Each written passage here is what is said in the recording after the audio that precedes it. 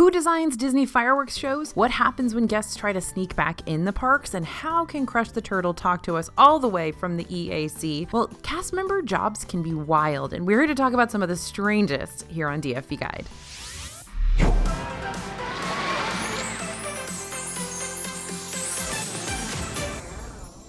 Hey everybody, it's AJ for Disney Food Blog. Hopefully you already know that without Disney cast members, the parks wouldn't be able to function on so many levels. By the way, cast members are the employees of the Disney parks. Now, we've got cast members who keep the parks clean, keep the rides running, keep us fed, and keep guests safe, but there are also a lot of bizarre Disney World jobs that maybe you haven't really thought much about before because, well, we take them for granted, but they are extremely cool. So we're going to check out those hush-hush Disney careers that are honestly so fascinating to learn more about. By the way, number 5 on this list is still something I struggle to wrap my brain around. So let's start off with a bang. No, literally.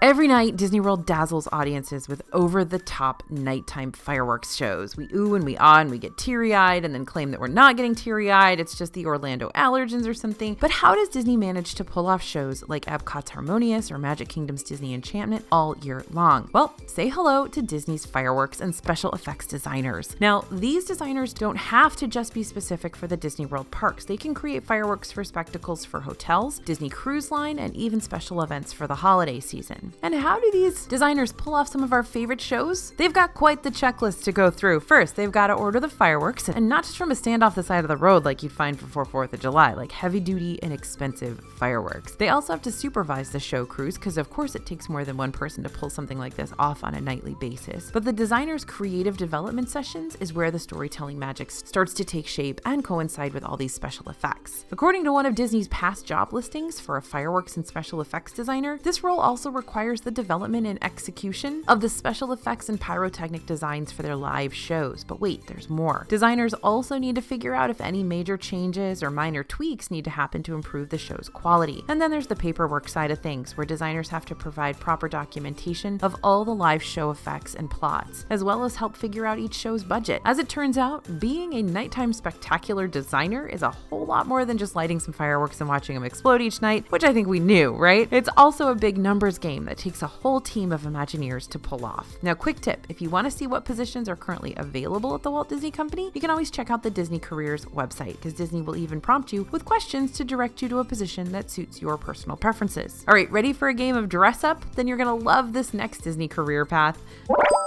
These are the animatronic costumers. Now, not terribly long ago, we saw a not so subtle change happen to a classic Disney World attraction. In the final scene of Carousel of Progress, the happy-go-lucky family of audio animatronics received an all-new wardrobe. Instead of the clothes looking super dated like they used to, they're now more modern and help the scene feel more authentic when talking about a family celebrating Christmas in the not-so-distant future. The reason this family of Progress could switch out their tired old clothes in the first place is all thanks to Disney's Department of Animatronic Costumers. Disney's animatronic costumers don't just switch out clothes for animatronics when they start to feel aged out, though. They're constantly making sure these costumes are staying put on the animatronics and that any cosmetic flaws are touched up ASAP. Audio Animatronics Special Projects lead Lupe de Santiago was featured in the One Day at Disney series and talked about what she has to do to dress and redress the animatronics around the parks. And it's way different from what I originally thought it would be like, for sure. Because it's not as easy as telling an animatronic to lift your leg so I can slip these pants on you, please and thanks. Costumers have to get creative. Turns out all the outfits you see on the animatronics go on with Velcro, so Lupe and her team have to work their magic to make sure all these outfits still look as authentic as possible and not just slapped in place with a bunch of Velcro. And even though the classic costumes, like the ones you see on the animatronics in Spaceship Earth at Epcot and Pirates of the Caribbean at Magic Kingdom and Disneyland, might look like the exact same costumes they've also been for many, many years, these outfits are actually changed out every 4 to 6 months to keep up with the wear and tear, which happens consistently with those moving audio animatronics. So if you're an animatronic costumer, then you're going to be kept busy all year long. Now, quick tip, certain behind-the-scenes tours at Disney World will let you take a sneak peek into the creative costuming department for the parks. The Backstage Magic Tour is the one best known for this little detour. However, it's still not running, and we're going to let you know if we hear any updates about that tour going live again. Since it seems many behind-the-scenes and VIP tours are starting to re-enter the Disney scene, we're hoping it'll be soon. But what about those Disney rides and attractions that get a bit soggy? How do those stay pristine and clean? Well, I'm not talking about our pal Mickey taking on a scuba diving adventure in Epcot's sea base, though that is a pretty wild thing to stumble upon when you're just expecting to see manta rays and dolphins in the tank. Seriously, how does he breathe in there? I'm talking about the scuba diving maintenance crew of the Disney parks. Now, this isn't deep sea scuba diving like you're used to seeing on the Travel Channel. Scuba diving maintenance is in charge of making sure those water-based rides like Jungle Cruise, It's a Small World, and Kali River Rapids are going to be ready to roll for guests the next park day, which means the maintenance crew may need to spend extended periods of time underwater to inspect and work on the bellies of the boats or any mechanical concerns. These concerns could range from issues like a short in the system to an overgrown plant or fallen branch getting wrapped up in the ride tracks. It also means this type of maintenance has to happen at night after the parks close. Thomas Self, an attraction machinist for Disney, was also featured in the One Day at Disney series and has been strictly working as a scuba diving machinist for the past 20 years, from 11 p.m. to 7 a.m. Self works alongside a team of full-time divers, and if this team notices that something's off about one of the water-based attractions, they have to put their heads together to figure out if this is going to be an easy fix or not. For example, if one of the Jungle Cruise animatronics is looking a little worse for the wear and Self knows that it's in major need of a fixer-upper, then the team will take the animatronic back to the creature shop where the animatronic can be operated on to look good as new again. Now, quick tip, if you want to ride one of Disney's water rides, try to go earlier in the day rather than later on. When the parks reach peak temperatures, these rides will be at their highest weights, and that can feel downright sweltering to wait in line for. Also, a lot of water rides are outdoors, and they could very well close if you're hit with one of those giant summer rainstorms. Now, going at the beginning of the day means shorter waits and more time to dry off instead of going at the end of the day and having to be in wet clothes as you travel back to your hotel room. But there are pros and cons to all the choices. It's amazing to see how much Disney integrates technology into its rides and shows, because that technology allows us to do things we never thought we'd be able to do, like digital puppeteering. So how cool is it that we can ask questions to Crush the Sea Turtle over in Epcot and joke along with Mike Wazowski in Magic Kingdom in real time? Let's talk about how cast members behind the scenes of these shows can get us connected to some of our favorite characters over at Turtle Talk with Crush and Monsters, Inc. Laugh Floor. Thanks to a rotating cast of digital puppeteers and the power of computer graphics, Disney is able to bring these Disney characters to the parks and have a nice chat amongst friends. Hidden cameras around the theater's room help these characters see us, and the cast members who walk around the room and hold the mic up to guest volunteers help these characters to hear us. Basically, technology is a pretty cool thing and allows these performances to be a whole new experience with every visit. Quick tip, when you're in line for Monsters, Inc. Laugh Floor, you'll have the chance to text a joke to Mike that may be read during the show. But if you want to improve your chances of being chosen, here are 2 tips you need to know. 1, don't submit your joke until you know you're going to be part of the next group going into the theater. Otherwise, your joke might be submitted to the show going on before yours. And 2, make jokes super simple and quick. I'm talking 1 question, 1 answer. No multi-part brain scratchers or anything. Bria says she actually stole a joke from SpongeBob SquarePants and claimed it as her own, and it got chosen. Here's what it is. What do you call a snail on a ship? A snailer. That's it. That's the joke. It was short, sweet, stupid, and to the point, and it got chosen in the show. Okay, remember that one career I told you about earlier? The one I said I struggle to wrap my brain around still? This is it. This is the one, and it's awesome. During the holiday season, you're going to notice giant gingerbread house displays pop up around the lobbies of Disney's Grand Floridian Resort and Spa and Disney's Beach Club Resort, along with a few others from time to time. But Santa didn't come and put these sugary houses up overnight. It takes a team of Disney Imagineers to pull this level of Christmas cheer off. Before the Disney chefs can get to work baking and building, a team of Imagineers who work on the construction side of things have to create the structural skeletons of the houses. Then it's cookie time. Those Disney chefs do not cut corners to make these over-the-top gingerbread houses. In fact, last year's giant gingerbread house in the Grand Floridian had a fun fact sign next to it, as they always do, telling guests about which ingredients the chefs had to use to make this come together, which was 1,050 pounds of honey, 700 pounds of chocolate, and 800 pounds of flour. And the other thing that boggles my mind is that they start making that gingerbread basically now. Like in the summer, they have to start baking that gingerbread. You may not be thinking about your Christmas list yet, but the chefs at the Disney hotels are definitely thinking about theirs. So what happens to these gingerbread houses after the season wraps up?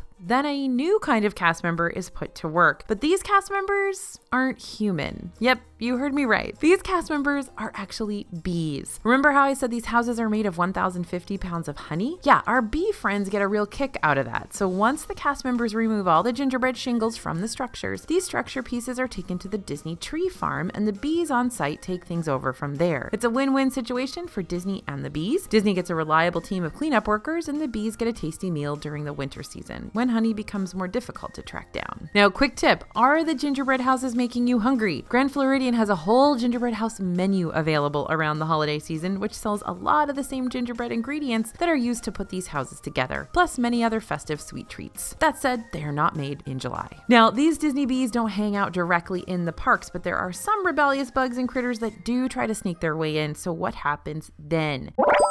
Well, the animals you see on the savannas of Disney's Animal Kingdom and Disney's Animal Kingdom Lodge aren't the only wildlife you might see roaming around the parks, because Disney World is built on swampland, and there are many swampland critters that have homes nearby, like gators and snakes and spiders. But don't worry, because Disney spends a lot of time making sure their human guests are safe, which is why having a wildlife services team is crucial. That way, we don't see a swarm of bayou critters slithering into the parks to start an uprising. Wildlife services, though, have a big job to do. On the Disney Careers website, the list of responsibilities for someone in this position includes not just making sure any animal friends who haven't been hired by Disney nor bought a ticket to the parks are safely escorted off the premises, but also detecting any pest concerns that could threaten the structural integrity of the park's design work. They also take preventative measures like spraying environmentally friendly pesticides and repellents to minimize the amount of creepy crawlies inside Disney World property. Quick tip on this one, Wildlife Services does a great job of keeping unwanted animals out of the parks, but that doesn't mean you might not see a slithery snake peeking out somewhere along an Animal Kingdom path. And if you see a critter that you know isn't supposed to be in the parks, it's not a bird, because let's face it, Disney ducks have made the parks their home and we can't do a thing about it, do not try to befriend it. Reach out to the nearest cast member quickly so that they can connect to Wildlife Services to get the pest off the premises as soon and safely as possible. As you know, we have reporters in the parks every day and they will often see snakes. They're usually not going to be anything to be concerned about, but it can be a little shocking to see a snake slither across your path. Now, Disney jobs don't always follow those standard 9 to 5 working hours. Some of them are a little more unpredictable to make sure the magic isn't broken for guests. This also goes for the Disney decor that we might take for granted. So let's talk about those window display decorators.